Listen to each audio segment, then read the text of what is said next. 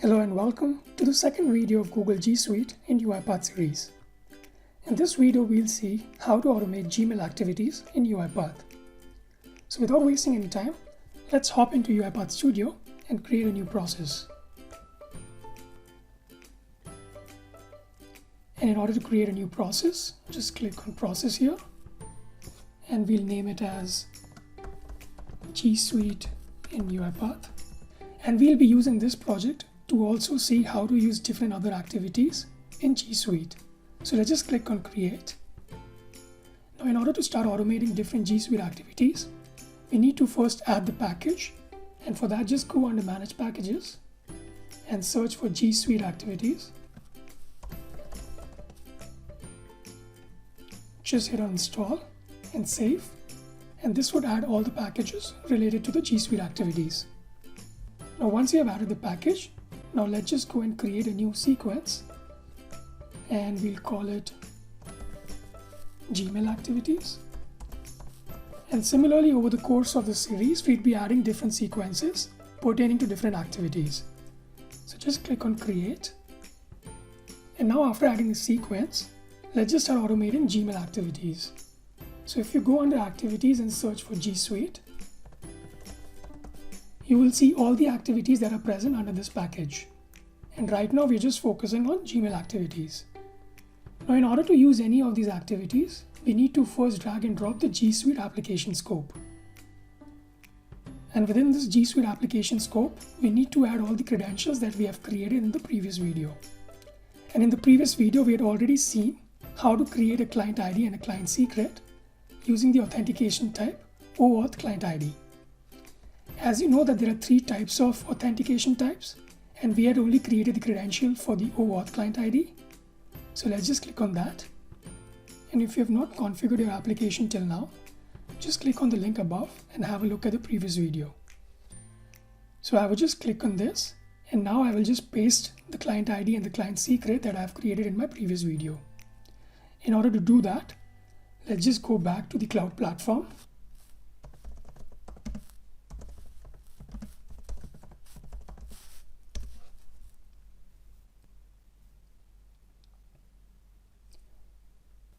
And once we are here, we'll go under API Services and go under Credentials, and we'll copy the credentials that we had created. So if you see under OAuth 2, we had already created a credential that calls UiPath G Suite. So I'll just click on this Edit button in order to copy the credentials. So let's just copy the client ID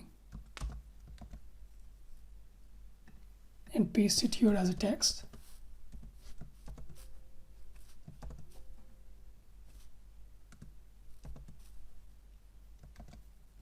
And also the client secret.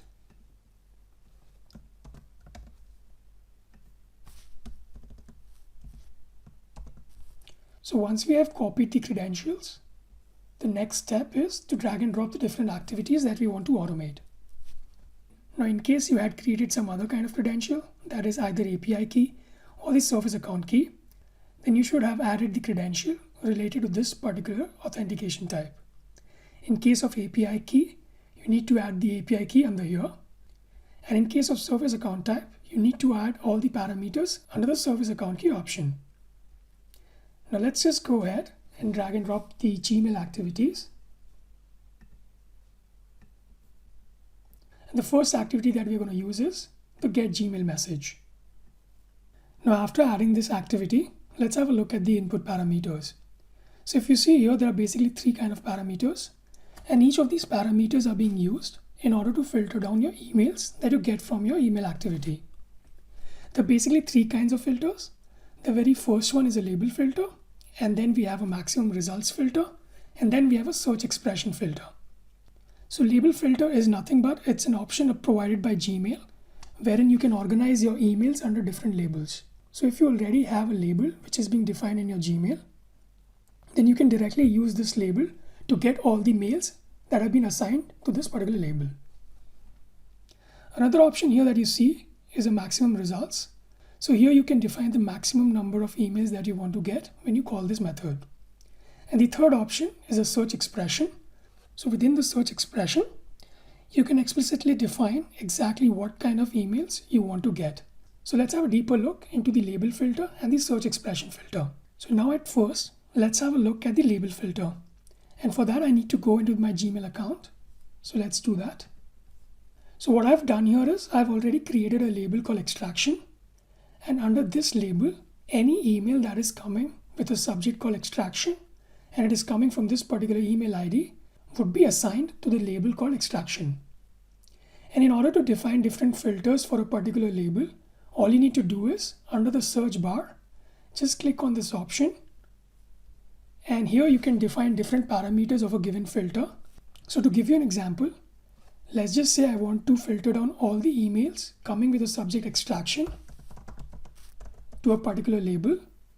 And so under the subject parameter, I will write extraction and then just click on create filter. And once you do that, you come out to this screen where it is asking you if you want to apply this filter to any label. So under this, you would see all the labels that you have created.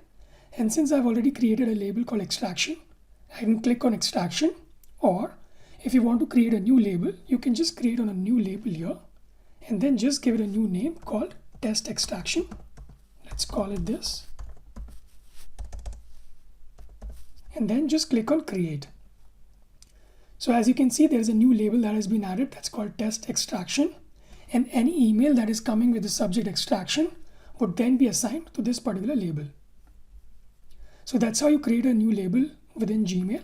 But now since I've already created a label called extraction, so let's try and get all the emails which belong to this particular label. So let's just go back to UiPath. And in the search messages, you would already see that there is an expression by default. So let's just remove this and then use this filter against some labels. Either you can add the labels through this particular button here, or you can also go under the input and add it one by one over here. So now since the name of our label was extraction, so I will just write it here as a string and then just click on OK. So you have added one particular row in this particular collection and our search expression is being set as empty. And now we can save all the emails that come out of this activity into an output. And this output, we can call it as extraction mails. Since the variable has not yet been defined, so let's just define that by clicking on Control K. So this would create a new variable. And the type of this variable is nothing but Gmail messages, and it is a list of Gmail messages. So what we can do is we can loop through these messages, and for that, let's just use a for each loop.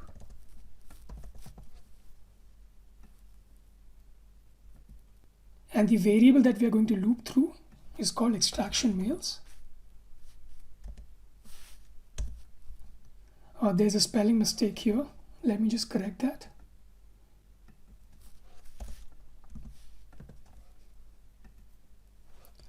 And since if you see here under the property panel, the type of the argument for the item has been set as object. And let's just change this parameter type to mail messages. So go under browse for types and let's just search for Gmail messages. And here we are. So what this does is, since we know that this extraction mail is nothing but a list of all the Gmail messages, and that's why we have converted the type of the argument from object to a Gmail message. Now, since this is a Gmail message object, it would help us to extract different data from this particular object. And now let's just print the subject of these mails. So I will use a message box. And in the message box, I will use mail.subject. So like I said before, the mail that you see here is an object of Gmail message type. And this particular object has different attributes and functions. And one of the attribute is nothing but subject. So with this, I would be extracting all the emails which fall under the label extraction. And then we'll one by one print the subject of each of these emails. So I think we are set. Let's just click on debug file. And this will bring you to the consent screen. So if you remember in the previous video, we had created a consent screen for the application called UiPath GSuite. And now our application is asking for user access to this particular mail account. And this user account would now give access to this application in order to access all the emails which are belonging to this particular user account. So now let's just click on the first email account here and give access. Now, since this app is not verified by Google, so you would get this screen. But since this is your own application, so you don't need to worry about it. So let's just click on advanced and give access to the application that we created. Now, since we are just automating the Gmail activities, you would see here that Google is saying that this particular application is going to access your Gmail. So just allow it for now. And the verification has been done. And if we go back, now our activity failed because the token exchange took more than 60 seconds and there was a timeout. So let's just repeat it again. And for now, we'll just stop it and again rerun it. And this time it would not ask you for access because you have already granted the access to this particular application. And if you see here, we get the subject for the first mail, which was bank statement extraction. And then we have the second email that's called invoice extraction. And then we have the third mail, which has the subject receipt extraction. So with this, you see that we can access your Gmail account and we could get all the mail messages. Well, that's it about filtering with labels. The other option that you have in order to filter your mail messages is using the search expression. Now, in order to filter your emails, depending on some search expression, there are certain keywords that have been defined by Gmail with which you can filter your emails. So let's just go back to Gmail. And in this time, we are going to create a search expression here. And for that, again, just go under the search bar. And let's say we want to filter all the emails which contains the subject extraction. And it should also have an attachment. And then just click on search. If you see here in the search bar, there's an expression that has been created automatically. So just copy this expression and go back to your search expression field and paste it here. So what it will do is, it will filter on all the emails that fulfill this particular search expression. So just click on OK. And at this point, I will also remove this label filter. So now it will again extract all the emails which have a subject extraction and has an attachment. So let's just again run this file and we would have a similar result like last time. So again, we have a message box which says bank statement extraction. And then we have the invoice extraction and then the receipt extraction. There are also a bunch of some other keywords and operators that you can use in order to filter your emails. And for that, let's just go and have a look at it. And if you search for search operators for Gmail, you should be able to find all the operators that you can use in order to filter your messages. So here are different filters. Feel free to use it, and I will also attach the link to this particular page in the description. Now at this point, for every extraction document that I have in my mailbox, I want to send a notification to the sender that we have received your email and we are processing your document. So in order to do that, we have to use the activity that's called send mail message. So I'll just drag and drop it here. And if you again see under the input panel, you have different options that you can put in, namely the to, that is the email address who you want to send it to, and the subject of the email, and then the body. So these three are the main important ones. So let's just go into this activity and define everything. So first we need the email address whom we want to send the mail to. In this case, it's called mail. So if you see here, our activity is not able to recognize this particular variable. And the reason is this mail variable is not recognized outside this for each loop. So let's just move it inside the for each loop. And let's again try. At this point, if you see, the mail has been recognized as a mail variable. And since I'm interested in the from, so let's take, and we only need the email address.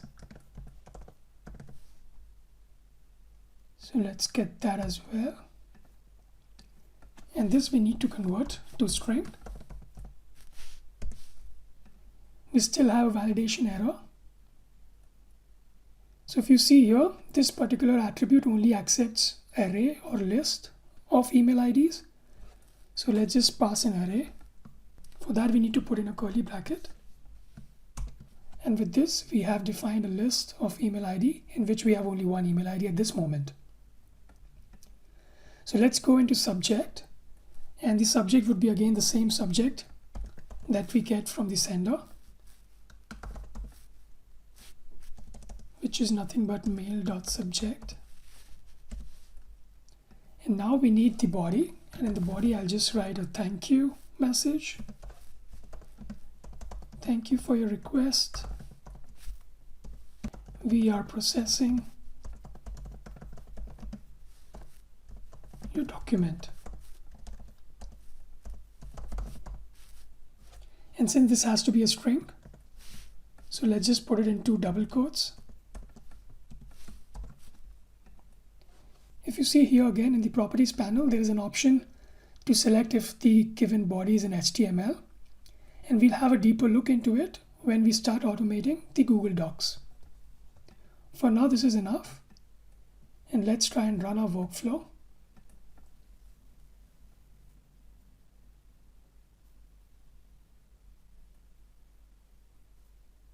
So if you see here, we have the first email, which has the subject bank statement extraction.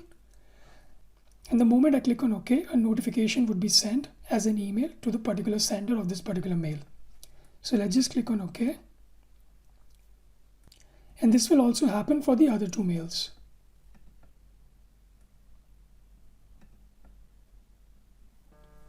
So once we have done that, let's go and check into the Gmail. So if we go into the send box, we would see that there are 3 mails that have been sent, and it has been just sent now. And if I just have a look at one of these emails, if you see we have the same body as we had sent. Thank you for your request. We are processing your document. And we have the same subject as we had before. And we have sent it to this email ID. Well, that's all for the Gmail activities. If you have any question, then ask in the comments below. And I'll be adding these workflows to Git Repository, so you can have the link in the description below. In the next video, we'll dive deeper into Google Sheet activities. So stay tuned and don't forget to like and subscribe my channel. And until then, keep automating.